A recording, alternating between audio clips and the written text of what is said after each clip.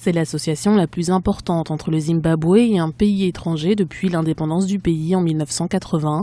La Société nationale Pen Investment et l'organisme russe Afronet ont commencé les travaux de la première raffinerie de platine au Zimbabwe. Un projet qui se chiffre à 3 milliards de dollars et qui s'installera sur le gisement de Darwendele, à 60 km de la capitale Harare. L'exploitation devrait à maturité pousser la production de platine nationale à 28 tonnes par année. Une donnée conséquente quand on sait que la production annuelle mondiale de platine ne dépasse pas les 230 tonnes. L'avènement des Russes sur la scène du platine au Zimbabwe apportera 250 000 onces, soit plus de 7 tonnes supplémentaires à notre sortie courante évaluée à 430 000 onces, soit 21 tonnes au cours des 36 prochains mois. La première phase d'exploration a commencé en 2014 et s'étendra jusqu'en 2017.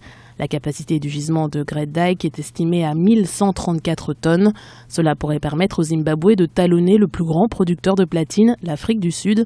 Au début de l'année 2015, Johannesburg avait extrait pour 25 tonnes de platine.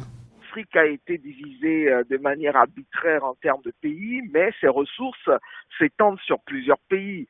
Et une optimisation de leur exploitation amènerait à l'exploiter sur toute l'étendue où il se trouve. Donc, si on arrive à harmoniser cette politique, ça permettrait de pouvoir avoir un partenariat gagnant-gagnant, un peu comme dans certaines industries, les structures arrivent à harmoniser leur politique. L'exploitation pourrait également être bénéfique pour lutter contre le chômage.